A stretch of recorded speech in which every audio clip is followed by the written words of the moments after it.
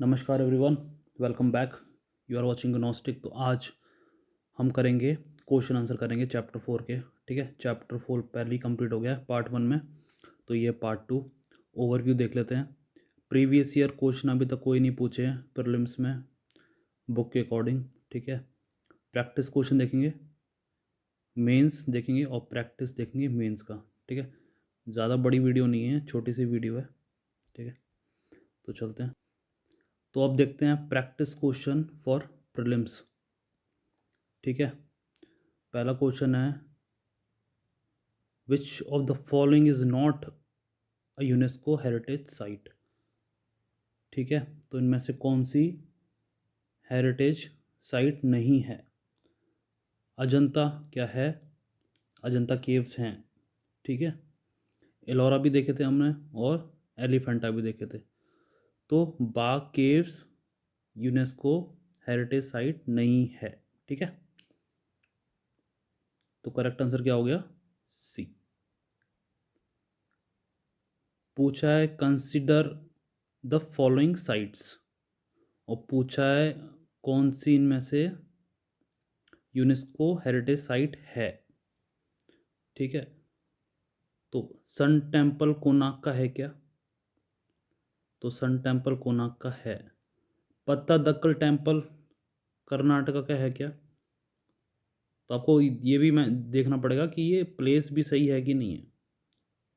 ठीक है, तो पत्तादक्कल कर्नाटका का है टेम्पल। ठीक है, महाबोधिनी टेम्पल बौद्ध गया का है, ये भी सही है। तो तीनों सही हैं, तो इसका आंसर है सी।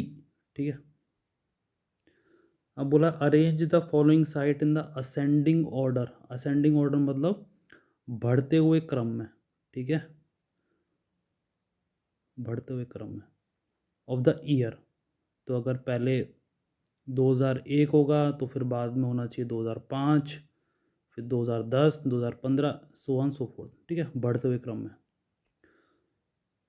तो which they are listed as UNESCO heritage site, तो कौन से ईयर में वो हेरिटेज साइट बने, तो ईयर भी इम्पोर्टेंट है।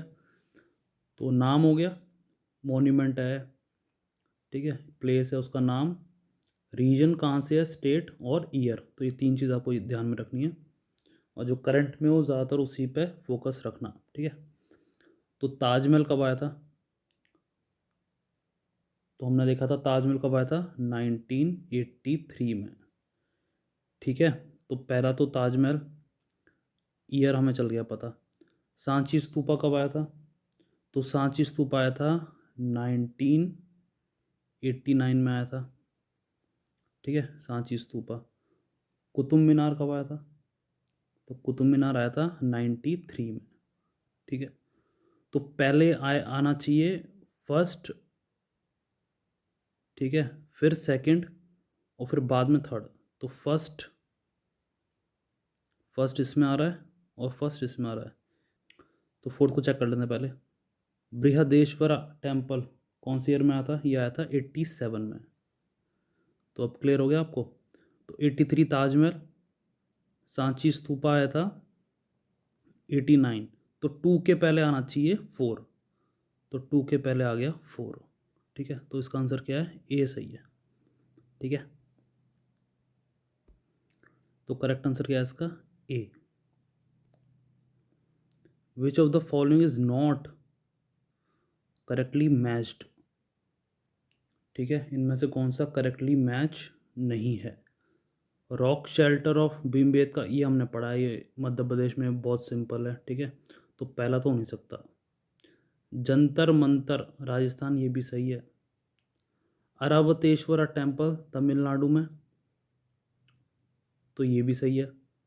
तो कौन सा बचा फिर, पत्तादक्कल टेम्पल आंध्रा में दे रखा है, आंध्रा में नहीं है ये है कर्नाटका में। ठीक है, तो इसमें नॉट करेक्ट पूछा है, तो नॉट करेक्ट यही है, क्योंकि ये आंध्रा में नहीं होना चाहिए, दिस कर्नाटका में है। ठीक है, तो नॉट करेक्ट ही पूछा है, आगे चलते हैं। अब ये बोला है विच of the following is a criteria for selection, कौन सा क्राइटेरिया ऑफ सिलेक्शन है। अब देखते हैं कल्चरल पूछा है या नेचुरल पूछा है। Site of UNESCO heritage site, तो इसमें ऐसे बताया नहीं है उसने, ठीक है, कल्चरल है कि नेचुरल है, तो अभी हमें स्टेटमेंट चेक करनी पड़ेगी। तो masterpiece of human creative genius, तो नेचर में हमने पढ़ा था ब्यूटी से रिलेटेड था, ठीक है। तो मास्टरपीस किस में था, कल्चरल में था, पहला ही था वो, ठीक है।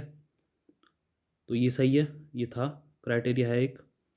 Outstanding example of a type of building और आर्किटेक्चर और टेक्नोलॉजिकल असेंबल और लैंडस्केप, आउटस्टैंडिंग एग्जाम्पल किसका है, ठीक है। आपको याद होगा तो मैंने कीवर्ड्स दिए थे, ठीक है।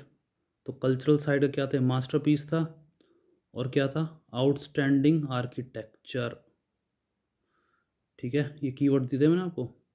अब देखो क्वेश्चन में क्या पूछा, आउटस्टैंडिंग आर्किटेक्चर, तो आप कीवर्ड से भी कर सकते हो, तो दोनों सही है, answer C, both are correct.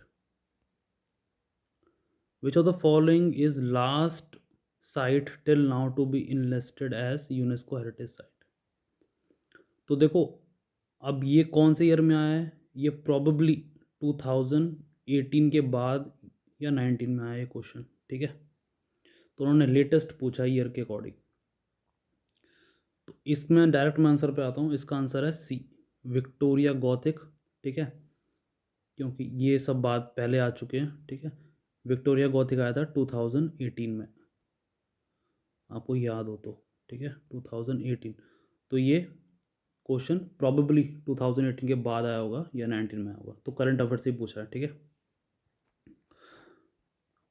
तो ये रेफरेंस के लिए, ठीक है, इसका सी था तो सी है, ठीक है। अब चलते हैं आगे।